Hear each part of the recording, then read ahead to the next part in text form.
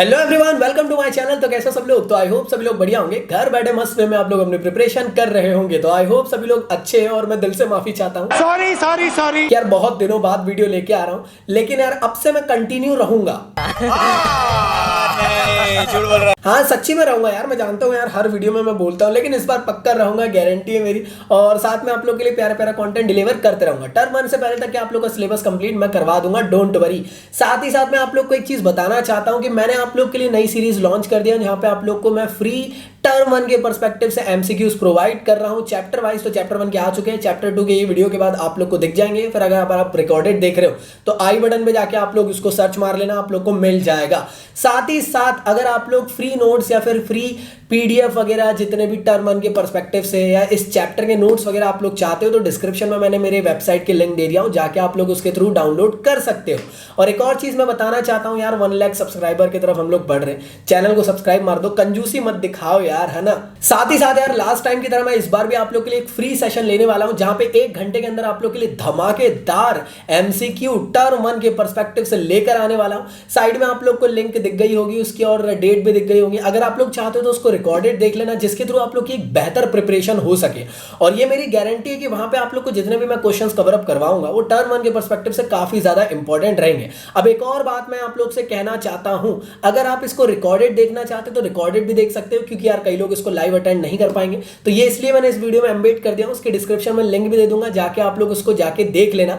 इस वीडियो को देखने के बाद जिसके थ्रू आप लोग की प्रिपरेशन हो जाएगी, और आप लोग जाके वहां पे टेस्ट के थ्रू अपने आप को प्रिपेयर, अपने आप को चेकआउट कर सकते हो कि कितने आप लोग को क्वेश्चंस बन रहे हैं टर्म 1 के पर्सपेक्टिव से। तो काफी ज्यादा इंपॉर्टेंट वो सेशन होने वाला है। तो कोड यूज कर लेना जकी, और जिसके थ्रू आप लोग उसको फ्रीली एक्सेस कर सकते हो, एकदम ही फ्री है, ठीक है ना भाई, बाद में मत बोलना। तो चलिए स्टार्ट करते हैं इस वीडियो को। वैसे भी आप लोग मेरी बातें सुन सुन के पक चुके हो, क्योंकि पढ़ाया तो रहे नहीं है बोले और बातें करे जा रहे हैं। तो चलिए स्टार्ट करते हैं इस वीडियो को। चैनल को सब्सक्राइब कर लेना, हैवी सीरीज को कंटिन्यू कर रहे हैं, और चलिए शुरू करते हैं। हम तो बड़े हैवी ड्राइवर भाई।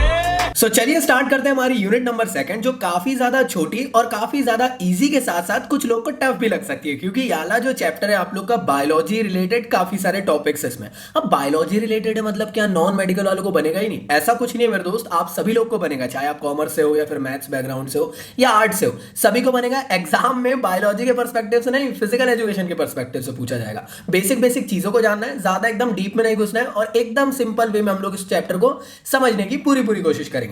तो ये है आप लोग का यूनिट नंबर 2, जिसका नाम है sports and nutrition, physical education class 12 के लिए आप लोग का ये चैप्टर होने वाला है। अब पहली चीज तो ये पूरा का पूरा जो वीडियो है टर्म 1 के पर्सपेक्टिव से, जहां पे आप लोग के लिए हम जो चीजें लेके आए हैं वो जो कि 2022 के सिलेबस के अकॉर्डिंग रहने वाली है। तो बिल्कुल भी डरने की जरूरत नहीं है कि क्या हम सिलेबस के बाहर से कुछ भी पढ़ने वाले, ऐसा कुछ नहीं है। रिड्यूस सिलेबस के अकॉर्डिंग सभी चीजें रहेगी।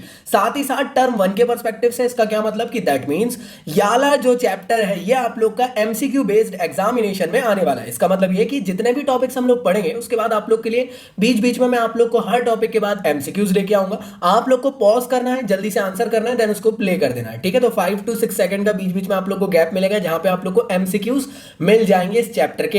तो चलिए स्टार्ट करते हैं। तो आखिर देखते हैं इस चैप्टर में हम लोग पढ़ने क्या वाले। तो सबसे पहले देखेंगे बैलेंस डाइट क्या होता है, न्यूट्रिशन क्या चीज है, फिर देखेंगे न्यूट्रेटिव और नॉन न्यूट्रेटिव कंपोनेंट क्या चीज होती है, ईटिंग फॉर वेट कंट्रोल के बारे में हम लोग जानने की कोशिश करेंगे। तो चलिए स्टार्ट करते हैं इस चैप्टर का सबसे पहला टॉपिक, जिसका नाम है बैलेंस डाइट। तो बैलेंस डाइट एक्चुअल में होती क्या है? अब देखो, कई लोग ऐसे बोलेंगे कि यार जंक फूड बैलेंस डाइट के अंदर नहीं आएंगे, और जो हम लोग दाल चावल घर पे खा रहे हैं, सब्जी रोटी खा रहे हैं, वो बैलेंस डाइट के अंदर है। ऐसा कुछ नहीं है।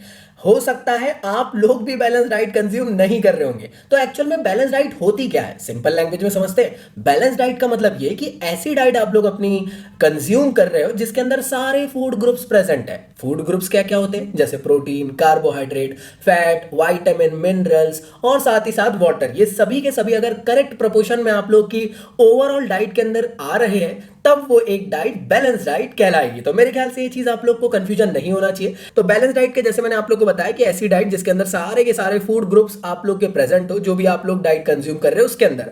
अब कौन कौन से फूड ग्रुप्स हो सकते हैं? वो हो सकता है protein, carbohydrate, fat, vitamin, mineral and water.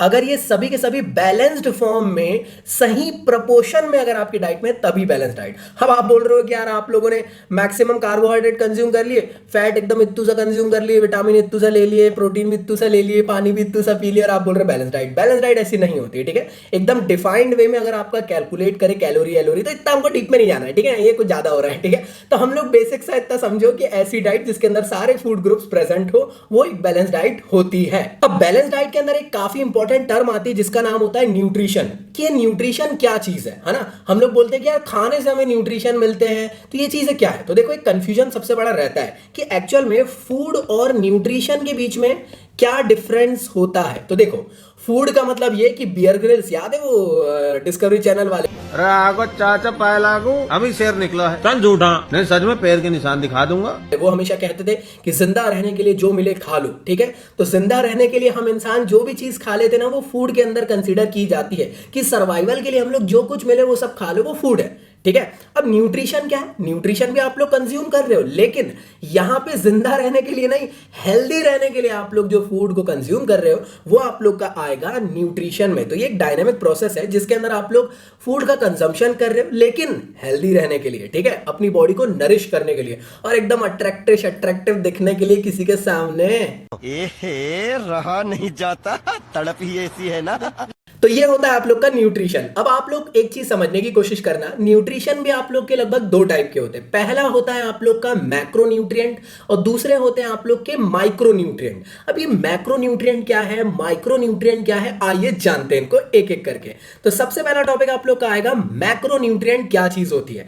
Macro का मतलब क्या वर्ड होता है, मैक्रो मतलब बड़े बड़े, मतलब कि न्यूट्रिएंट क्या है, मतलब कि ऐसे न्यूट्रिएंट जिसको हम लोग लार्ज अमाउंट में कंज्यूम करते हैं। ये चीज याद रखेंगे, लार्ज अमाउंट में मतलब कि हमारी डाइट में ये हमेशा लार्ज अमाउंट में ही रहते हैं। तो यार अगर आप लोग किसी भी पैकेट वाले फूड में अगर पीछे पलटा के देखोगे तो उसमें न्यूट्रिशन फैक्ट लिखा रहता है। वहां पे चेक करना, जितने भी मैक्रो न्यूट्रिएंट है सभी ग्राम में मिलेंगे और जितने भी आप लोग को माइक्रो न्यूट्रिएंट है वो सब मिलीग्राम में मिलेंगे। तो हमेशा ऐसा ही होता है, आप जब भी डाइट कंज्यूम करते हो तो मैक्रो न्यूट्रिएंट लार्ज अमाउंट में उसके अंदर रहते हैं और माइक्रो न्यूट्रिएंट स्मॉल अमाउंट में रहते हैं। तो ये चीज कंफ्यूजन मत रखना। तो मैक्रो न्यूट्रिएंट क्या है, ऐसे न्यूट्रिएंट जिनको आप लार्ज अमाउंट में कंज्यूम करते हो अपने डाइट में, वो होते हैं मैक्रो न्यूट्रिएंट। अब मैक्रो न्यूट्रिएंट भी डिफरेंट टाइप के होते हैं, तो चलिए जानते हैं एक एक करके। तो सबसे पहला होता है आप लोग का कार्बोहाइड्रेट, जिसको हम शॉर्ट फॉर्म में कार्ब्स कहते हैं, ठीक है। अब किसी का नाम पीयूष है तो उसको पिंगू भी कह सकते हैं, तो वैसे ही आप लोग यहाँ कार्बोहाइड्रेट को कार्ब्स कहते हैं। अब देखो एक चीज समझना, बायोलॉजी के पर्सपेक्टिव से नहीं जाना है हमको, फिजिकल एजुकेशन के पर्सपेक्टिव से पढ़ना है। हम सब ये जानेंगे कि ये जो कार्बोहाइड्रेट है, प्रोटीन है, फैट है, इनका मेन काम क्या है, ठीक है। एकदम बेसिक बातें हम लोग करने वाले, ज्यादा डीप में नहीं जाने वाले, उसके लिए आप लोग बायोलॉजी वाली क्लास में जा सकते हैं, ठीक है। तो कार्बोहाइड्रेट एक्चुअल में होता क्या है, तो कार्बोहाइड्रेट एक काफी इंपॉर्टेंट और मेजर मैक्रो न्यूट्रिएंट है जिसको अगर आप लोग कंज्यूम करते हो ना तो आप लोग को एनर्जी मिलती है। मतलब कि ये एज अ फ्यूल की तरह वर्क करता है, मतलब कि गाड़ी में जब तक पेट्रोल नहीं डालोगे तो वो चलेगी नहीं। इसी तरीके से अगर आप अपनी बॉडी में कार्बोहाइड्रेट नहीं लोगे तो आपकी बॉडी को एनर्जी नहीं मिलेगी, आप कुछ भी काम नहीं कर पाओगे मेरे दोस्त। यहां तक कि आलस में आप लोग अगर बैठे भी हो ना तो इधर से इधर भी नहीं हो पाओगे अगर कार्बोहाइड्रेट नहीं है तो, ठीक है। तो कार्बोहाइड्रेट कंज्यूम करना बहुत इंपॉर्टेंट है जब भी आप लोग कुछ भी एनर्जेटिक काम करना चाहते हो या डेली लाइफ में भी आपको एनर्जी की जरूरत तो पड़ती ही है मेरे दोस्त, है ना। तो उसके लिए भी आप लोग को कार्बोहाइड्रेट कंज्यूम करना बहुत ज्यादा जरूरी है। इसके और भी डिफरेंट काम होते हैं, डाइजेशन में काफी ज्यादा हेल्पफुल होता है, बहुत जल्दी ये डाइजेस्ट भी हो जाता है। आप लोगों ने देखे होंगे यार बचपन में जब भी आप लोग खेलने जाते थे तो उससे पहले आप लोग बनाना कंज्यूम कर लिया करते थे, तो उससे क्या होता था कि आप लोग को इंस्टेंट एनर्जी मिल जाती थी। क्यों? क्योंकि इसके अंदर होता था कार्बोहाइड्रेट। सो जैसे कि आप लोग जानते होंगे कि जब भी असेंबली वगैरह में स्कूल के एकदम से कोई गिर जाता था तो उसको तुरंत ग्लूकोज पिलाया जाता था। ऐसा क्यों? क्योंकि उसको इंस्टेंट एनर्जी मिल सके। समझ में आया? तो ग्लूकोज में भी आप लोग का कार्बोहाइड्रेट ही प्रेजेंट है, अभी देखेंगे आगे। तो यहां तक के मेरे ख्याल से आप लोग को समझ में आ गया, कहीं ना कहीं रिलेट कर लिए। मेन काम क्या है? एनर्जी प्रोवाइड करना। अब अगली बात आती है कि आखिर ये कितने टाइप के होते हैं। तो ये दो टाइप के होते हैं, एक होता है सिंपल कार्बोहाइड्रेट, दूसरा होता है कॉम्प्लेक्स कार्बोहाइड्रेट। सिंपल कार्बोहाइड्रेट क्या चीज? ऐसा कार्बोहाइड्रेट जो कि वाटर सॉल्युबल हो, क्रिस्टलाइन टाइप का नेचर हो इसका, और टेस्ट में ये स्वीट हो। तो आप खुद समझ गए होंगे जितनी भी मीठी चीजें होती है मैक्सिमम में आप लोग को कार्बोहाइड्रेट ही मिल रहा है, जैसे ग्लूकोज, फ्रक्टोज, सुक्रोज, लैक्टोज। समझ गए? कंफ्यूजन तो नहीं। इसी तरीके से कॉम्प्लेक्स कार्बोहाइड्रेट इसका अपोजिट, भाई वो मीठा था स्वाद में तो ये नहीं है, वो वाटर सॉल्युबल था तो ये नहीं है, वो क्रिस्टलाइन था तो ये नहीं है। अब इसके एग्जांपल क्या होते हैं? तो ये ग्लाइकोजन हो सकता है, स्टार्च हो सकते हैं, सेल्यूलोज। अब इसके नीचे मैंने आप लोग को एग्जांपल दे दिया हूं, आप लोग इसके अलावा और एग्जांपल्स मुझे कमेंट बॉक्स में बताएंगे कि सिंपल कार्बोहाइड्रेट में क्या आता है और कॉम्प्लेक्स कार्बोहाइड्रेट में क्या आता है। चलो मैं एक होमवर्क देता हूं कि sweet sweet potato simple carbohydrate में आता है या कॉम्प्लेक्स में, और जो सिंपल आलू वाला हमारा पोटैटो है ना देसी वाला जिससे लेज के चिप्स बनते हैं, वो वाला कॉम्प्लेक्स में आता है फिर आप लोग का सिंपल में। तो ये दो क्वेश्चन भाई, स्वीट पोटैटो और सिंपल वाला पोटैटो, तो दोनों में से जल्दी से बताया कमेंट बॉक्स में कौन सा वाला किस में आता है। क्लियर है भाई? चलिए बढ़ते हैं आगे की तरफ। अब नेक्स्ट है आप लोग का प्रोटीन। अब ये प्रोटीन किस चीज के लिए काम आता है? तो मैक्सिमम आप लोगों ने देखे होंगे कि जब भी आप लोग बॉडी बनाना चाहते हो, अपनी बॉडी को मस्कुलर दिखाना चाहते हो, तो आप लोग अपनी डाइट में प्रोटीन कंज्यूम कर सकते हो, और लार्ज अमाउंट में अगर प्रोटीन कंज्यूम करोगे तो मसल साइज आप लोग का इंक्रीज होगा। तो अब क्या लोकल इंसान नहीं खा सकते जिनको बॉडी बनाना वही? नहीं भाई मेरे, अगर आप भी सिर्फ जिंदा रहने के लिए खा रहे हो, अपने शरीर को छोटा मोटा हेल्दी रखना चाहते हो, तो आप लोग को भी प्रोटीन कंज्यूम करना ही पड़ेगा, क्योंकि आप लोग की मसल के फाइबर्स को बनाता है, मसल्स के टिश्यू को बनाता है, नेल्स की ग्रोथ के लिए अच्छा रहता है। वो एक ऐड देखे होंगे ना आप लोगों ने कि अम्मा मैं तुम्हें अंडा बुलाऊं, या फिर अम्मा पता नहीं ऐसा कुछ ऐड है। तो अंडा क्यों रिलेट कर रही? क्योंकि अंडे के अंदर प्रोटीन होता है। ठीक है मेरे दोस्त, ऐसा कुछ घटिया सा ऐड है, वो मेरे को भी समझ में नहीं आ पाया था, लेकिन मैंने उसको रिलेट किया। तो उसमें एक्चुअल में बताया जा रहा था कि भैया की हेयर ग्रोथ के लिए अंडा, दैट मींस प्रोटीन काफी ज्यादा इंपॉर्टेंट होता है। तो याद रखिएगा, मेजर काम जो होता है प्रोटीन का वो ये है कि आपकी मसल बिल्डिंग के बहुत ज्यादा काम आता है। अब साथ ही साथ यार कितना प्रोटीन लेना चाहिए, तो अक्षय कुमार यार चिल्ला चिल्ला के आप लोग को बता चुके हैं यार, जितने किलो के आप हैं बॉडी को चाहिए उतने ग्राम प्रोटीन हर रोज। तो जितने केजी के आप हो उतने ग्राम आप लोग को प्रोटीन की जरूरत है। अगर आप 80 केजी के हो तो 80 ग्राम एटलीस्ट आप लोग को आइडल बॉडी वेट के अकॉर्डिंग आप लोग को प्रोटीन की जरूरत पड़ती है और लेना भी चाहिए। अब क्या प्रोटीन डायरेक्टली डाइजेस्ट हो जाते हैं? जैसे कार्बोहाइड्रेट को आप खाओ तो वो पेट में डाइजेस्ट हो जाता है, लेकिन प्रोटीन के साथ ऐसा नहीं है। प्रोटीन पहले ब्रेक डाउन होता है एमिनो एसिड में और उसके बाद बॉडी में एब्जॉर्ब होता है। अब प्रोटीन के अंदर तो काफी सारे एग्जांपल्स हो सकते हैं, या जैसे आप लोग देखो तो दाल के अंदर आप लोग को प्रोटीन मिलेगा, मीट के जितने भी प्रोडक्ट्स है उसके अंदर आप लोग को मैक्सिमम प्रोटीन मिलेगा। जैसे आप लोगों ने देखे होंगे दंगल मूवी में यार कि वो आमिर खान चाहते थे कि उनकी दोनों बेटियां मतलब कि गीता बबीता एकदम बॉडी बिल्ड मतलब ताकतवर बन जाए, है ना, स्ट्रांग बन जाए। तो उस टाइम पे वो क्या करते हैं, अंडे में स्विच करा देते, चिकन में स्विच करा देते उन लोग को,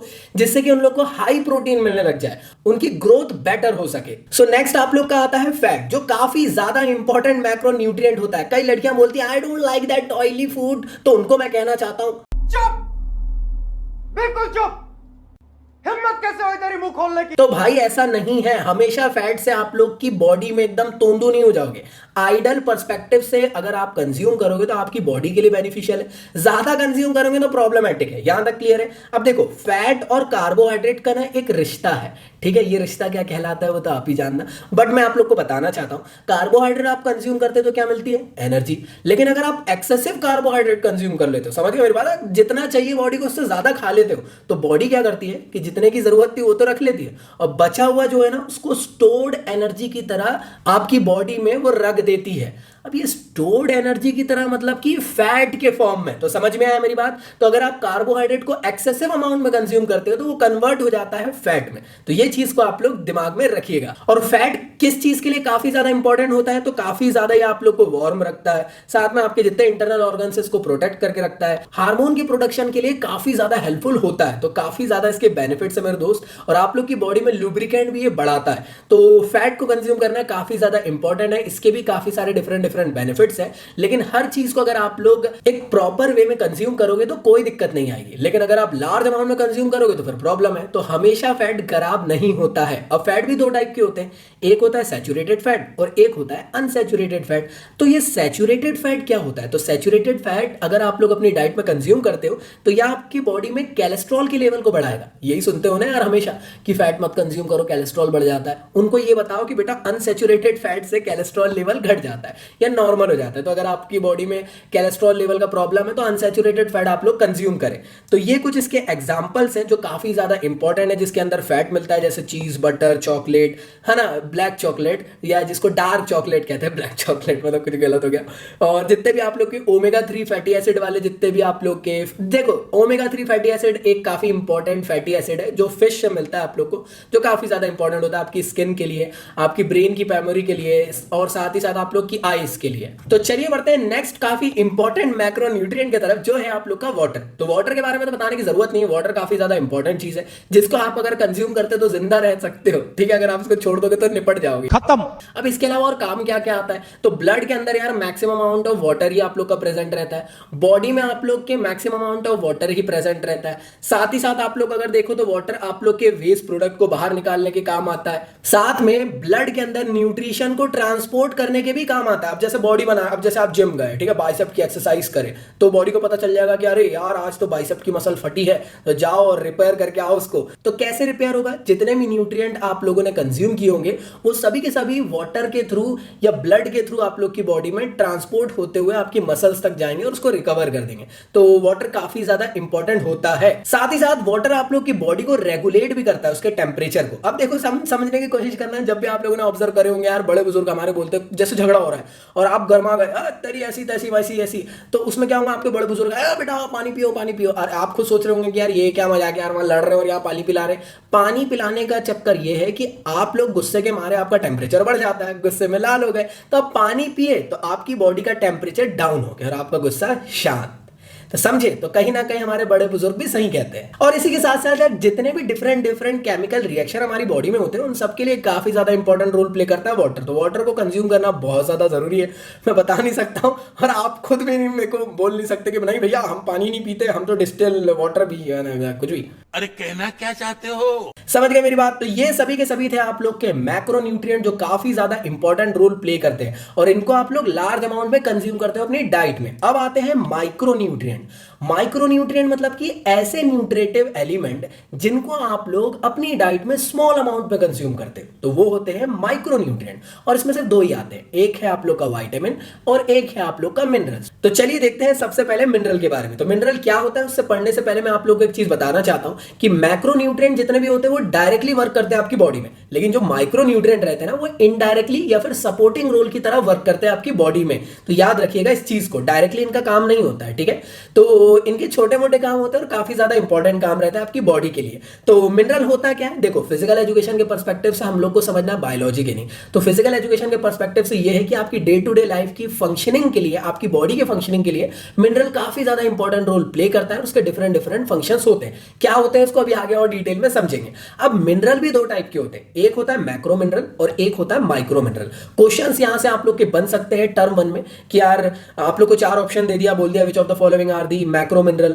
तो उसमें आप लोग को बोल दिया कि यार आयोडीन, आयरन, क्रोमियम और कैल्शियम। तो आपको मालूम होना चाहिए कैल्शियम जो है वो आप लोग का मैक्रो मिनरल के अंदर आता है। तो ये चीज आप लोग को कंफ्यूज कर सकते हैं, तो इस चीज को आप लोग को याद रखना पड़ेगा कि मैक्रो मिनरल के अंदर आता है calcium, potassium, sodium, magnesium, phosphorus. और जो आप लोग का माइक्रो मिनरल है इसके अंदर iodine, iron, chromium, copper, cobalt, ये सभी के सभी चीजें आप लोग की आती है। अब जो नेक्स्ट आता है आप लोग का वो है विटामिन। अब विटामिन किसके लिए काफी ज्यादा इंपॉर्टेंट रोल प्ले करता है, तो आपकी बॉडी के इम्यून सिस्टम को ये स्ट्रांग रखता है और डिफरेंट फंक्शनिंग आपकी बॉडी के अंदर करता है। तो ये होते हैं आप लोग के विटामिन। एक चीज याद रखिएगा, फिजिकल एजुकेशन के पर्सपेक्टिव से पढ़ रहे, ज्यादा डीप में नहीं घुसना है, इत्मीनान से आप लोग को चीजों को बेसिक वे में समझना है और अच्छे मार्क्स गेन करना है। तो आप लोग के विटामिन वो भी दो टाइप के होते हैं, एक होता है फैट सॉल्युबल विटामिन और एक होता है वाटर सॉल्युबल। एक चीज समझो, जितनी लड़कियां बोल रही थी कि यार I don't like that fatty food, तो एक चीज उनको मैं बताना चाहता हूं कि अगर आप इनमें से कोई विटामिन को कंज्यूम कर रहे हो अपनी बॉडी के लिए, तो याद रखिएगा ये सभी के सभी फैट में ही सॉल्युबल होते हैं। तो फैट सॉल्युबल विटामिन जो है आप लोग के वो डाइल्यूट फैट में होते हैं, तो फैट का होना बहुत जरूरी है। इसी तरीके से वाटर सॉल्युबल विटामिन के अंदर ये सभी आते हैं। अब एक काफी बड़ा क्वेश्चन आता है मेरे दोस्त, काफी सारे लोग बोलते हैं कि भैया कैसे याद रखिए कि फैट सॉल्युबल विटामिन कौन सा है और आप लोग का वाटर सॉल्युबल विटामिन कौन सा है। तो उनको मैं बताना चाहता हूं, देखो विटामिन कितने होते हैं, A B C D E और के, इतने विटामिन होते हैं। इसमें से एक चीज याद रखिएगा मेरे दोस्तों कि अगर आप किसी को रोड में चलते हुए इंसान को बीसी बोल देते हो, समझ गए, तो अगर आप किसी को बीसी बोलते हो तो वो शर्म के मारे पानी पानी हो जाता है। तो यहां से ये चीज समझ में आती है कि ऐसे विटामिन जो कि बीसी है वो सभी के सभी वाटर सॉल्युबल है, और बचे जो आप लोग के रहे ए डी ई के, ये सभी के सभी आप लोग के फैट सॉल्युबल होते हैं। तो ये चीज याद रखिएगा, बीसी वाले जो है ये आप लोग के वाटर सॉल्युबल हो गए और आप लोग के ए डी ई के जो है ये आप लोग के फैट सॉल्युबल हो गए। तो ये चीज आप लोग को याद रहेगी, आई होप आप लोग को याद रहेगी। तो ये चार्ट काफी ज्यादा इंपॉर्टेंट है। एग्जाम में एक चीज याद रखिएगा, जो माइक्रो मिनरल से जो मेजर चीज बन सकती है वो ये है कि विटामिन बी कॉम्प्लेक्स, इसके ना काफी सारे डिफरेंट फॉर्म होते हैं, जैसे B1, B2, B3, B5, B6, B12, B9, B7। ठीक है, कंफ्यूजिंग है ये तो, याद कैसे भी करके हो जाएंगे, लेकिन कहीं ना कहीं एग्जाम में ये नहीं पूछता है, वो पूछेगा कि B9 का नाम बताओ क्या है। तो मेनली आप लोग को क्या करना है कि जितने भी विटामिन मैंने अभी आप लोग को बोला ना, ये चार्ट में जितने विटामिन दिख रहे हैं, इसमें मेनली बी कॉम्प्लेक्स के जितने भी नाम होते हैं उन सबको याद कर लेना, जो काफी ज्यादा इंपॉर्टेंट है। और साथ ही साथ छोटा मोटा फंक्शनिंग भी याद कर लेना, जो एग्जाम पर्सपेक्टिव में एमसीक्यू के फॉर्म में पूछ सकता है, जैसे कि विटामिन ए हेल्पफुल होता है आप लोग की हेल्थ के लिए, स्किन के लिए, बोन्स के लिए, टीथ्स के लिए। B1 जो है वो हेल्पफुल होता है आप लोग की देखो बॉडी में फूड से एनर्जी में कन्वर्ट करने के लिए। B2 का भी लगभग सेम वही काम है। B3 का भी लगभग देखो वही काम है। तो देखो कहीं ना लगभग सेम टू सेम ही है। B6 जो है आप लोग के रेड ब्लड सेल के लिए काफी ज्यादा हेल्पफुल रहती है और साथ में आप लोग की स्लीप को भी और ज्यादा इंप्रूव करती है। B7 जो है आप लोग के फूड को एनर्जी में कन्वर्ट करती है, साथ में आप लोग के ग्लूकोज को भी ब्रेक डाउन करती है। B9 जो है वो डीएनए के सिंथेसिस के लिए इंपॉर्टेंट रोल प्ले करती है। B12 जो है ये फैटी एसिड को ब्रेक डाउन करती है आपकी बॉडी में। C जो होता है वो एंटीऑक्सीडेंट की तरह बिहेव करता है आपकी बॉडी में, तो एक किस्म से यार इम्यून सिस्टम को स्ट्रॉन्ग करता है, काफी ज्यादा इंपॉर्टेंट। अभी कोविड के टाइम पे यार आप लोगों को क्वेश्चन आ सकता है कि कौन सा ऐसा इंपॉर्टेंट विटामिन है जो कि इम्यून सिस्टम को स्ट्रिक्टली एकदम आपको इंप्रूव करके देगा, तो वो विटामिन सी है। क्लियर मेरे दोस्त। डी भी आप लोग की बोन्स और टीथ को स्ट्रॉन्ग करता है। ई जो है वो एंटीऑक्सीडेंट की तरह बिहेव करता है और जो के है ये आपकी ब्लड को क्लॉटिंग के लिए हेल्पफुल होता है, तो ये एग्जाम में पूछा जा सकता है। और इनके सोर्सेस वैसे तो बहुत मुश्किल है पूछना, लेकिन मेनली इनके फंक्शन के ऊपर आप लोग को क्वेश्चन आ सकता है टर्म 1 में। साथ में यार ये काफी ज्यादा इंपॉर्टेंट है मेरे दोस्त कि आप लोग को एग्जाम में इनके ऊपर के नाम पूछ सकता है कि विटामिन ए का नाम क्या है, तो रेटिनॉल होता है। ये याद रखना पड़ेगा यार, इसके लिए मैं कुछ नहीं कर सकता, ये आप लोग को याद करना पड़ेगा। ये चार्ट है कि B1 का नाम थायमिन होता है, B2 का नाम रिबोफ्लेविन होता है ना, हो सकता है मैं प्रोनाउंसिएशन गलत बोल रहा हूं। साथ में B3 का नाम नाइसिन या निएसिन होता है। तो इनमें से ये सभी के सभी इंपॉर्टेंट है। स्पेशली इंपॉर्टेंट क्या है, एग्जाम में कैसे पूछ सकते हैं, तो याद रखिएगा बी कॉम्प्लेक्स के ऊपर के जितने भी है ना वो सभी के सभी ज्यादा इंपॉर्टेंट है। तो बी कॉम्प्लेक्स के साथ साथ विटामिन सी का नाम भी याद रख लेना, जिसका नाम होता है एस्कॉर्बिक एसिड, जो काफी ज्यादा इंपॉर्टेंट है आपके एग्जाम पर्सपेक्टिव से। तो ये वाले फोटो की आप लोग स्क्रीनशॉट ले लो और इसको आप लोग कहीं चिपका लो, इसको लिख के और बार बार पढ़ते रहो, जिससे कि ये याद हो जाए। और साथ में अगर इनकी डेफिशिएंसी हो जाए तो क्या होगा, जैसे विटामिन ए की डेफिशिएंसी से ब्लाइंडनेस हो जाती है, B1 की डेफिशिएंसी से आप लोग को बेरी की प्रॉब्लम होती है, नाइसिन की प्रॉब्लम से आपको, समझ गए ना मेरी बात। तो ये जितने भी ब्लैक में आप लोग को मैंने यहाँ पे पूरी तरीके से बनाकर दे दिया हूं, ये सभी आप लोग को याद करना पड़ेगा यार, इसके लिए कुछ नहीं कर सकते, ठीक है। तो उसके लिए सॉरी। तो ये थे आप लोग के सभी मैक्रोन्यूट्रिएंट और माइक्रोन्यूट्रिएंट।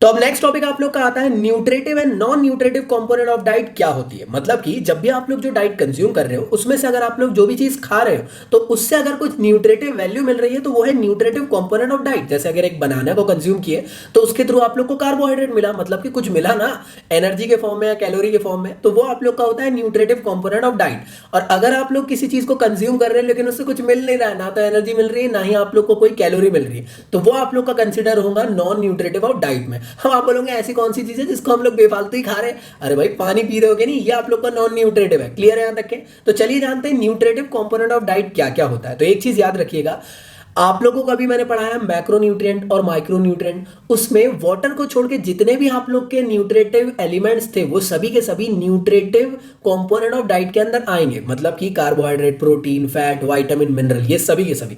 तो देखो यार ये टॉपिक सिमिलर है और कुछ नहीं है, बस एक टॉपिक को इधर आप लोग को मर्ज कर दिया गया और बस यहाँ पे सिलेक्ट कर दिया गया कुछ टर्मिनोलॉजीज को। देख लो यार, तो न्यूट्रिटिव कंपोनेंट ऑफ डाइट मतलब कि यार जिसको आप लोग कंज्यूम करते हो उसके थ्रू आप लोग को एनर्जी या कैलोरीज मिलती है। अब यार ये होते कौन कौन से? प्रोटीन के बारे में मैं समझा चुका हूं, तो मैं उसकी बारे में फिर से बातें नहीं करूंगा, ऐसे में वीडियो जबरन का लंबा बन जाएगा। तो प्रोटीन के सोर्सेस क्या होते हैं? तो एनिमल हो सकता है, वेजिटेबल के थ्रू भी हो सकता है, ये अगर आपको याद रखना है तो रख लेना। मुश्किल से पूछते हैं लेकिन पूछ सकते हैं कभी कभार, ठीक है। कार्बोहाइड्रेट आप लोग जानते हो कि राइस हो गए, जवार हो गया, बाजरा हो गया, पल्सेस, बनाना, इन सब से आप लोग को मिलता है। फैट जो है ये मेनली आप लोग को एनिमल और वेजिटेबल सोर्स से मिलता है, ठीक है जी। इसी के साथ साथ आप लोग का जो काफी इंपॉर्टेंट न्यूट्रिटिव कंपोनेंट होता है जिसका नाम है मिनरल। मिनरल के अंदर काफी सारे डिफरेंट एलिमेंट आते हैं जैसे calcium, phosphorus, iron, iodine, sodium, potassium, sulphur, तो इनके थोड़े थोड़े आप लोग को कैरेक्टरिस्टिक्स मालूम होना चाहिए। सोर्सेस लगभग लगभग सेम होते हैं, ठीक है। जैसे कैल्शियम आप सब लोग जानते हो कि यार दांतों को स्ट्रॉन्ग करता है ना। और अगला है फास्फोरस, ये आप लोग की टीथ्स और बोन्स के लिए काफी ज्यादा इंपॉर्टेंट होता है। आयरन हो गया, ये आप लोग के हीमोग्लोबिन को बनाने के काम आता है ना। आयोडीन हो गया, ये आप लोग के थायराइड ग्लैंड के लिए काफी इंपॉर्टेंट रोल प्ले करता है। सोडियम ये आपकी बॉडी के अंदर वाटर बैलेंस के लिए काफी ज्यादा इंपॉर्टेंट रोल प्ले करता है। साथ में पोटेशियम हो गया और सल्फर हो गया, ये काफी ज्यादा हेल्पफुल रहता है आपकी बॉडी के सेल्स के लिए। तो ये चीज आप लोग कहीं ना कहीं ऑब्जर्व कर रहे होंगे। इनका आप लोग 1 से 2 बार अगर पढ़ लोगे ना तो बनने लग जाएगा, तो डरने की जरूरत नहीं है। अभी भी मैं बोल रहा हूं ये चैप्टर छोटा है लेकिन थोड़ा सा कॉम्प्लेक्स है। क्यों? क्योंकि डर जाते हैं। डरना नहीं है, जो डर गया वो समझो घर गया। क्लियर है? अब आते हैं आप लोग के विटामिन। तो विटामिन के अंदर कौन कौन से होते हैं? पहले होते हैं वाटर सॉल्युबल, फिर देखेंगे फैट सॉल्युबल। तो वाटर सॉल्युबल जितने वो कौन कौन से? एक है बी कॉम्प्लेक्स और एक है विटामिन सी। नाम सुनने में तो ऐसा लगता है कि 2 ही है, लेकिन ऐसा नहीं है। बी कॉम्प्लेक्स के अंदर डिफरेंट होते हैं। जैसे B6, इसका काम होता है कि ये हीमोग्लोबिन के फॉर्मेशन के काम आता है, स्किन को हेल्दी रखता है। B12 की अगर डेफिशिएंसी हो जाए तो एनीमिया हो जाता है। फॉलिक एसिड ये येलो कलर का, देखो ये कलर कोई नहीं पूछने वाला, मैं अभी भी बता देना चाहता हूं। यहां से आप लोग का वैसे तो नहीं पूछेंगे कुछ, ठीक है। तो यहां से यार ज्यादा नहीं पूछेंगे, नाम ही पूछेंगे, याद रखिएगा। विटामिन के मेनली नाम ही पूछेंगे। कैरेक्टरिस्टिक अगर पूछ सकते हैं तो यार वो आप लोग का पूछ सकते हैं, स्पेशली विटामिन सी का जो काफी ज्यादा इंपॉर्टेंट है इम्यून सिस्टम को स्ट्रांग रखने के लिए। विटामिन के का, ब्लड क्लॉटिंग वाले, तो ये क्वेश्चंस काफी ज्यादा इंपॉर्टेंट है, ठीक है। तो मैं यहीं से रेक्टिफाई करके बता रहा हूं कि नाम काफी इंपॉर्टेंट है, नाम याद रख लेना। ये कलर वलर कोई नहीं पूछता है, क्लियर है यहां तक के। साथ में ये देखो इनके फंक्शनिंग आप लोग को छोटा मोटा पूछ सकता है, लेकिन वो हम लोगों ने शुरू में देख लिया अभी माइक्रो न्यूट्रिएंट के अंदर, क्लियर है। तो ये चीज याद रखिएगा, ये सभी के सभी आपके फैट सॉल्युबल और वाटर। अब देखो एग्जाम में क्वेश्चन ऐसा आ सकता है कि कौन सा फैट सॉल्युबल नहीं है, कौन सा वाटर सॉल्युबल है, इस तरीके के क्वेश्चंस आ सकते हैं। तो ये आप लोग को याद होने चाहिए। एकदम डीप कोई नहीं पूछेगा कि कलर क्या है और ये सब चीजें। तो समझ में आ रहा है मेरी बात यहां तक के? तो इसलिए डरने की जरूरत नहीं है। यही चीज हम लोगों ने अभी थोड़ी देर पहले पढ़े, इसलिए मैंने इसको जल्दी से स्किप कर दिया, क्योंकि protein, vitamin, carbohydrate, fat, minerals, इन सबको अभी थोड़ी देर पहले हम लोगों ने मैक्रो और माइक्रो न्यूट्रिएंट में पढ़ चुके हैं। अब बात करते हैं non nutritive component of diet की। Non nutritive of component of diet मतलब कि जिसको आप कंज्यूम कर रहे हो उससे आपको कुछ मिल नहीं रहा है, मतलब कि आप सिर्फ कंज्यूम कर रहे हो, कहीं ना कहीं वो हेल्पफुल है आपकी बॉडी में, लेकिन उससे कुछ न्यूट्रिटिव वैल्यू नहीं मिल रही है, क्लियर है। सबसे पहला जो होता है वो होता है फाइबर। फाइबर का दूसरा नाम होता है रफेज। मतलब क्या कि जैसे आप लोग देखते होंगे यार कि ये ना हर फूड के बल्क को बढ़ा देता है। जैसे एप्पल है, एप्पल का जूस निकलेगा तो सा एक एप्पल का, लेकिन एप्पल में देखते होंगे कितना सारा बल्क है, तो वो एक्चुअल में उसके अंदर मैक्सिमम फाइबर होते हैं, क्लियर है यहाँ तक के। तो जितने भी फ्रूट्स वगैरह रहते हैं उसमें मैक्सिमम आप लोग को फाइबर्स मिलेंगे, और फाइबर्स काफी ज्यादा इंपॉर्टेंट रोल प्ले करता है आप लोग के डाइजेशन सिस्टम को स्ट्रॉन्ग रखने के लिए। तो जब भी आप लोग को तुम्हें कब से क्या, तो याद रखिएगा फाइबर आप लोग को कंज्यूम करना है, जिसके थ्रू आप लोग की बॉडी का डाइजेशन सिस्टम बेटर हो जाएगा। नेक्स्ट जो नॉन न्यूट्रिटिव कंपोनेंट आता है वो है आप लोग का वाटर। तो वाटर काफी इंपॉर्टेंट रोल प्ले करता है आपकी जीवन रेखा को बढ़ाने के लिए, है ना। 90% वाटर आप लोग की ब्लड के अंदर होता है। ये टेम्परेचर को रेगुलेट करता है आपके पूरे के पूरे बॉडी में, स्किन को ग्लो रखता है। तो लड़कियों को कहना चाहता हूँ यार कि वो फलाने ढिम के फाउंडेशन लगाने से बेहतर है कि पानी पीने की कोशिश करें। जितना ज्यादा पानी पियोगे उतना ज्यादा चमकोगे, ऐसे एकदम चमक आएगी कि अंतरिक्ष से भी दिखाई देगी। तो ये चीज याद रखिएगा। तो पानी पियो, सब कुछ बढ़िया है, क्लियर है यहाँ तक के। इसी के साथ साथ आप लोग पानी को या तो 20% खाने से कंज्यूम कर लेते हो और 80% आप डायरेक्टली कंज्यूम करते हो। अगला आता है आप लोग का non nutritive component of diet के अंदर, वो है आप लोग का कलर्ड कंपाउंड। कलर कंपाउंड मतलब कि ये सिर्फ अट्रैक्टिव दिखाने के काम आता है। जैसे कि जलेबी में कलर डाल देते हैं, बिरयानी में कलर डाल देते हैं। बस अब भूख लग गई, अल्लाह का करम है बिरयानी का। तो चलिए भाई बढ़ते हैं आगे की तरफ। अगला आप लोग का है यार फ्लेवर्ड कंपाउंड। फ्लेवर्ड कंपाउंड मतलब कि यार फ्लेवर के तौर पे इस चीज को डाल दिया जाता है। जैसे फ्रूटी के अंदर आप लोग को टेस्ट आएगा, वो टैंग आता है जिसमें कि नींबू फ्लेवर है। तो ये सब चीजें समझ में आ गई ना, फ्लेवर के तौर पे डाल दिया जाता है।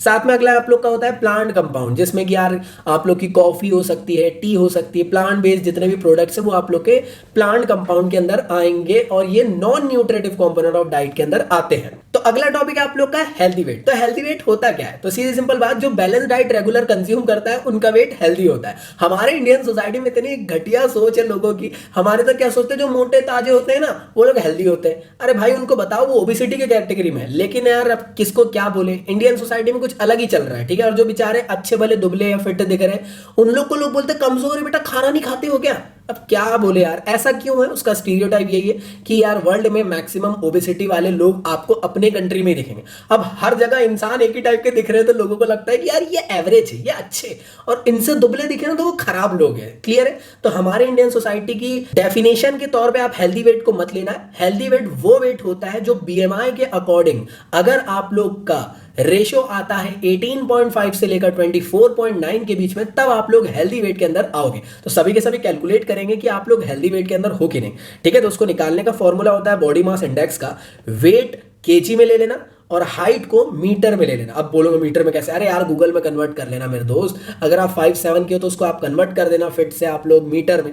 तो ठीक है, तो वेट अपॉन हाइट का स्क्वायर करना, जो भी वैल्यू आएगी, अगर वो 18.5 से लेकर 24.9 या मोटे मोटे हिसाब से 19 से लेकर 25 के बीच में लाया करेगी तो आप लोग एक हेल्दी वेट के अंदर आते हो। तो ये डेफिनेशन होती है, ये नहीं कि मोटे ताजे लोग हैं तो बढ़िया वाजीवा। अब चलिए देखते हैं कि बॉडी मास इंडेक्स का चार्ट क्या है। अगर हमारी वैल्यू कम आई तो क्या होगा? तो अगर आप लोग की वैल्यू आती है 18.5 से कम तो आप हो अंडरवेट, चाहे आप लड़की हो या लड़का, नो डिस्क्रिमिनेशन। ठीक है? हेल्दी वेट के अंदर 18.5 से लेकर 24.9 होना चाहिए। अब इसके बाद आता है ओवरवेट, यहां पे थोड़ा गलती हुई है, 24.9 से लेकर 29.9 के बीच में आता है तो ओवरवेट की कैटेगरी अंदर हो, और 30 के अबव आता है तो ओबेसिटी के अंदर आ जाते हो। और ओबेसिटी में भी 3 कैटेगरी होती है, ओबेसिटी 1, 2, 3। समझ में आ गई मेरी बात? अब एज के हिसाब से भी थोड़ा डिफर कर सकता है आपका हेल्दी वेट। तो बाकी आप लोग मुझे कमेंट बॉक्स में बताया जरा क्या हो क्या नहीं हो, हेल्दी वेट में हो, ओवर वेट में हो, या फिर ओबेसिटी में हो, या अंडर वेट में हो। My life my rule. तो जल्दी से कमेंट बॉक्स में बताएं। ठीक है? तो चलिए बात करते हैं अब अगले टॉपिक की, कि method to control the healthy body. अब इसको कैसे कंट्रोल कर सकते हैं? सबसे पहले चीज, आपको गोल बनाना पड़ेगा। क्या आपको भैया एकदम ही फिट होना है तो सबसे पहले आप लोग को गोल बनाना पड़ेगा। अब किसी को वेट लॉस करना है तो उनका गोल बनाना पड़ेगा, और जिसको वेट गेन करना है उसके लिए गोल बनाना पड़ेगा कि नहीं मुझे करके दिखाना है, बन कर दिखाना है। ठीक है? यहां तक के इसी के साथ साथ आप लोग को अपनी कैलोरीज को थोड़ा मोड़ा कट करना पड़ेगा। आप लोग के डाइटिशियन के अकॉर्डिंग आपको एक्टिव लाइफस्टाइल जीने की जरूरत है, रेगुलर आपको एक्सरसाइज करना जरूरी है। साथ ही साथ आप लोग को जितने भी जंक फूड है उससे दूर रहने की जरूरत है। साथ ही साथ आप लोग को ये फ्रीक्वेंट मील से दूर रहना है कि यार अरे भूख लगी तो चलो कुछ खा लेते, भाई एक बार में अच्छे से खाओ, बेटर है। ठीक है? साथ ही साथ आप लोग को एक चीज याद रखना है कि देखो, आप लोग अपनी मील्स जो लेते थे, देखो कई लोग क्या करते हैं ना कि हेल्थी हो, मतलब कि वेट लॉस करने के चक्कर में क्या करते हैं, मील को ही कट कर देते हैं। मील को कट नहीं करना है, कैलोरीज को कम कर दो, नो इशू, लेकिन मील कंज्यूम करो, क्योंकि आपकी बॉडी को मालूम है कि 2 बजे खाना खाता है तो खाओ भाई, उस टाइम भूखे मत रहो। क्लियर है मेरे दोस्त? अगर भूखे रहोगे तो क्या होगा भी आगे बताता हूं। ठीक है? तो चलिए भाई, अगला टॉपिक है आप लोग का पिटफॉल ऑफ डाइटिंग। ये लड़कियों के अंदर ज्यादा नखरे देखे जाते हैं, लड़कों के अंदर भी होते हैं लेकिन लड़कियों के अंदर ज्यादा होते हैं। कि लड़कियां कभी कभार क्या होता है, एकदम नींद से उठती है और अपना वजन देखती है और वो देखती है कि मेरा वेट तो हो गया 70 kg, तो बाप रे बाप एकदम भूकाल आ जाता है, और लड़कियां क्या करने लग जाती है कि अब से मैं सुबह का, दोपहर का और रात का खाना कट। तो भाई जिंदा कैसे रहोगे? तो कई लड़कियां लोग क्या करती है, या मैक्सिमम लोग क्या करते हैं, नॉट लड़कियां, लड़के लोग भी कर लेते होंगे कभी कभार। तो ये मेनली पिटफॉल ऑफ डाइटिंग में होता क्या है कि एकदम से खाना खाना एकदम कम कर देना, या फिर स्टार्विंग कर देना, या फिर समझ गए ना मेरी बात, एकदम खाना ही छोड़ देना और सोचना कि मैं ऐसा करने से दुबला हो जाऊंगी या दुबली हो जाऊंगी।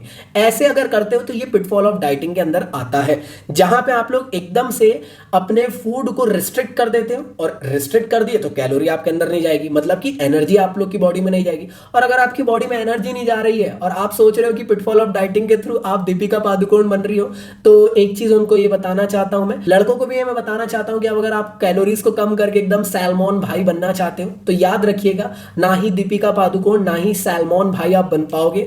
ये मेरी गारंटी है कि आप कुपोषित जरूर हो जाओगे, क्योंकि आपकी बॉडी के अंदर एकदम से एनर्जी नहीं जाएगी और बहुत सारे प्रॉब्लम्स और डिसीजेस हो सकते हैं। तो ग्लोइंग और एकदम दुबली पतली कमर या फिर एकदम मस्कुलर बॉडी बिल्डर टाइप का लड़का तो नहीं दिखेगा। ये मेरी गारंटी है कि उसकी मसल लॉस हो जाएगी और एकदम बीमार और लाचार टाइप का दिखेगा। बेटर ये है कि एक्टिव लाइफस्टाइल के थ्रू, बेटर एक्सरसाइजेस के थ्रू अपने वेट गेन को या फिर वेट को लॉस करने की कोशिश करें, ना कि इस तरीके से खाना ही छोड़ दें। क्लियर है यहां तक के? तो कई लोग ऐसी हरकतें करते हैं कि यार एकदम से कैलोरीज कंज्यूम करना बंद कर देते हैं, मील्स लेना बंद कर देते हैं, स्पेसिफिक न्यूट्रिएंट एलिमेंट को लेना बंद कर देते हैं, जैसे कि I don't like that fatty food. समझ में आ गई मेरी बात? फैट तो कंज्यूम करना जरूरी है, समझ में आया मेरी बात? तो बैलेंस डाइट में सभी चीजें होनी चाहिए, लेकिन बैलेंस्ड फॉर्म में होनी चाहिए। इसी के साथ साथ कई लोग क्या सोचते हैं कि हम लोग सिर्फ खाना बंद करने से दुबले हो जाएंगे या मोटे हो जाएंगे, जो भी उनका गोल है, लेकिन एक्सरसाइज को नहीं जाएंगे। तो एक्सरसाइज फिटनेस पे जाना जरूरी है, शरीर को थकाना जरूरी है, तभी तो आपकी बॉडी को चाहिए रहेगी एनर्जी, अदरवाइज आप लोग कंज्यूम नहीं करोगे तो प्रॉब्लम्स हो जाएगी। तो ये सभी आप लोग के कंसीडर किए जाएंगे पिटफॉल ऑफ डाइटिंग के अंदर। तो प्लीज इस चीज को याद रखिएगा, डरने की जरूरत नहीं है। बेसिक से कॉन्सेप्ट है, आप लोग के एग्जाम में इस तरीके से पूछे जा सकते हैं। तो अगला टॉपिक है आप लोग का फूड इंटॉलरेंस। काफी इंपॉर्टेंट टॉपिक है ये। काफी सारे लोग के अंदर देखा जाता होगा कि यार कुछ सेवरल मील कंज्यूम करने से उनको ना कुछ देर बाद उल्टी हो जाती है, वो खाना डाइजेस्ट ही नहीं हो पाता है। तो प्लीज इस चीज को दिनों दिमाग में बैठा के रखिए कि अगर आपकी बॉडी के अंदर डाइजेस्टिव एंजाइम की कमी हो जाएगी तब इस टाइप की प्रॉब्लम्स आ जाती है। क्योंकि अगर डाइजेस्टिव एंजाइम आपकी बॉडी के अंदर नहीं रहेंगे तो आपके खाने को ये तोड़ेंगे नहीं, जिसको ब्रेक डाउन कहते हैं। ठीक है, आपका खाना जाता है फिर अंदर जाके ना एकदम जैसे बोलते हैं ना, वो देखेंगे आप लोगों ने कबाड़ की दुकान रहती है, आप लोग जाओगे वहां साइकिल लेके आओगे, कबाड़ वाले उसको टुकड़े टुकड़े में बांट देंगे, इधर उधर सब सामान अलग अलग कर देंगे। बस हमारे डाइजेस्टिव एंजाइम का काम भी यही है। आप कुछ भी खाना दे उसको, ठीक है, तो वो अंदर जाके उसको तोड़ेगा और जितने भी मैक्रो माइक्रो न्यूट्रिएंट है सबको अलग अलग करेगा और इधर उधर भेज देगा जहां जहां पे उसकी जरूरत है। क्लियर है मेरे दोस्त? अगर वो ही नहीं रहेंगे तो खाना फिर भाई बाहर आ जाएगा और आपको उल्टी हो जाएगी। तो ये होता है फूड इंटॉलरेंस। कैसे होता है? सबसे सिंपल एग्जांपल यही कि यार आपकी बॉडी में डाइजेस्टिव एंजाइम की कमी होने की वजह से सिम्टम क्या है? पेट दर्द करना, वोमिटिंग होना, चक्कर आना, इस टाइप की हरकतें, इस टाइप की चीजें आप लोग को अगर हो रही है तो वो फूड इंटॉलरेंस के अंदर आएगी।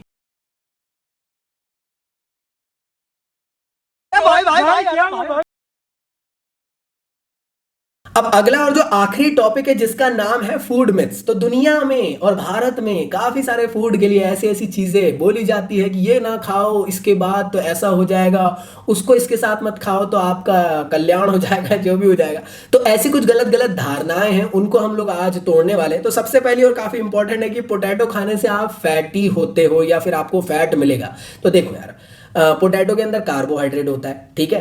अब अगली बात ये आती है कि अगर आप अपनी बॉडी को जितना कार्बोहाइड्रेट की जरूरत है उतना अगर पोटैटो के थ्रू देने की कोशिश करोगे तो कुछ नहीं होगा। लेकिन आप अगर भाई 10-20 आलू खा रहे हो तो फिर भैया जितनी बॉडी को जरूरत थी वो तो कंज्यूम कर लेगा। लेकिन एक्सेसिव कार्बोहाइड्रेट वो फैट में कन्वर्ट होता है। लेकिन ये नहीं कह सकते कि पोटैटो से फैट मिलता है, तो ये चीज को याद रखिएगा। अगला जो काफी इंपॉर्टेंट मिथ है वो ये कि फैट फ्री प्रोडक्ट कंज्यूम करने से आपकी बॉडी में वेट लॉस के लिए काफी ज्यादा हेल्पफुल होता है। ऐसा कुछ नहीं होता मेरे दोस्त। अगली चीज की एग आप लोग की बॉडी के अंदर कोलेस्ट्रॉल लेवल बढ़ा देता है। कोलेस्ट्रॉल किससे बढ़ता? अनसैचुरेटेड फैट से। याद है आप लोग को मैंने बताया था। तो एग के अंदर तो काफी ज्यादा रिच प्रोटीन होता है, ठीक है, रिच प्रोटीन सोर्स है। तो एग के अंदर जब प्रोटीन है, अगर आप उसको कंज्यूम कर रहे हो तो प्रोटीन मिल रहा है, तो उससे आप लोग को कहां से कोलेस्ट्रॉल बढ़ेगा? हर चीज को एक्सेसिव में लोगे तब बात अलग है, नॉमिनल वे में अगर कंज्यूम करोगे तो कोई दिक्कत नहीं है। अगली चीज की पानी पीने से आपकी बॉडी में फैट बनता है। तो यार ऐसे लोगों को मैं बोलना चाहता हूं कि यार भाई पानी के अंदर ना कोई एनर्जी नहीं रहती है। पानी के डब्बे को पीछे पलटा के देखना आप लोग, तो यहाँ 0 कैलोरी लिखी रहती है। तो उसमें फैट कहां से आ गया मेरे दोस्त? कुछ भी मतलब। तो अगला जो एक और डाउट आता है वो ये है कि मिल्क कंज्यूम, मतलब वो रहता है ना, फिश खाने के बाद मिल्क नहीं पीना चाहिए, मिल्क के बाद फिश नहीं खाना चाहिए, जिसकी वजह से वो व्हाइट स्पॉट वाली बीमारी हो जाती है। ये इंडियन सोसाइटी में बहुत ज्यादा फेमस है। तो मैं उनको एक चीज बताना चाहता हूँ, ये साइंटिफिकली प्रूवन नहीं है, ठीक है। अब मेरा एक दोस्त है, वो जैन है, ठीक है, और भाई उसको व्हाइट स्पॉट की प्रॉब्लम है। अब उसने तो फिश नहीं खाया होगा, मिल्क पिया होगा। मेरा एक दोस्त है जो मुस्लिम है, उसको भी व्हाइट स्पॉट की प्रॉब्लम है, हो सकता है उसने फिश खाने के बाद मिल्क पिया। अब यार ये तो कॉन्स्पिरेसी हो गई ना। तो ये जरूरी नहीं है, ये साइंटिफिकली प्रूव भी नहीं हुआ है अभी। लेकिन हमारे इंडियन सोसाइटी में और वर्ल्ड की सोसाइटी में इसको अभी भी माना जाता है मिथ के फॉर्म में, लेकिन ये साइंटिफिकली प्रूवन नहीं है। तो इस टाइप के मिथ्स आप लोग को टर्म 1 में भी आ सकते हैं और पूछे जा सकते हैं कि इनमें से कौन से सही है कौन से गलत है। तो ये चीज आप लोग को मालूम होनी चाहिए।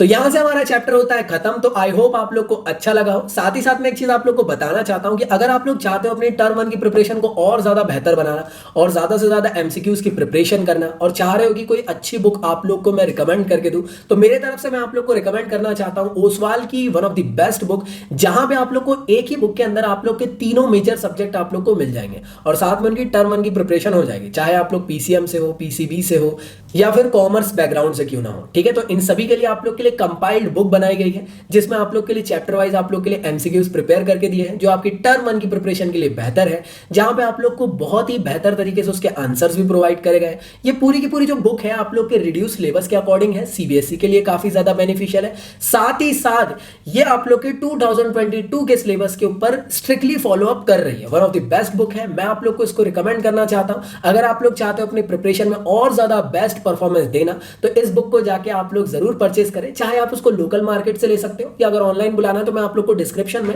लिंक प्रोवाइड कर दिया हूं, तो आप लोग Amazon के थ्रू भी इसको परचेज कर सकते हो, जिसके थ्रू आप लोग अपनी टर्म 1 की प्रिपरेशन को और ज्यादा बेहतर बना सकते हो। तो एंड करते हैं इस चैप्टर को यहीं पे। तो थैंक यू सो मच हमारे चैनल को इसी तरीके से प्यार और सपोर्ट देने के लिए। अगर आप लोग हमारे चैनल में या हमारी फैमिली में नए जुड़े हो तो चैनल को सब्सक्राइब करना जरूर ना भूलना, और साथ ही साथ यार टेलीग्राम के चैनल को और ग्रुप को दोनों को ज्वाइन कर लेना। इन सब के लिंक्स मैंने आप लोग को डिस्क्रिप्शन में दे दिया हूं। साथ में आप लोग मुझे अनअकैडमी में भी फॉलो अप कर सकते हो, जहां पे मैं इंडिया के टॉप एजुकेटर की लिस्ट में आता हूं, जहां पे मैं आप लोग को फिजिक्स और फिजिकल एजुकेशन क्लास 12th के लिए पढ़ाता हूं। उसके लिए भी मैंने आप लोग को डिस्क्रिप्शन में लिंक दे दिया हूं। साथ में मैं इंस्टा हैंडल में भी आप लोग मुझे फॉलो अप कर सकते हो, उसकी लिंक भी डिस्क्रिप्शन में दी गई है। सो जल्दी आप लोग के लिए चैप्टर नंबर 3 आ जाएगा। साथ में मैंने अभी रिसेंटली आप लोग के लिए एक नई सीरीज स्टार्ट किया हूं जहां पे आप लोग को एमसीक्यूज प्रोवाइड कर रहा हूं, फ्री एमसीक्यूज, तो उसका भी वीडियो आप लोग को जल्दी आ जाएगा, आई बटन में आप लोग को मिल जाएगा। सो मिलता हूं मैं नेक्स्ट वीडियो में, जब तक के लिए गुड बाय। पढ़ाई करते रहे, सदा सेक्सी रहे मेरे स्टूडेंट्स, मेरी जान, बाय बाय।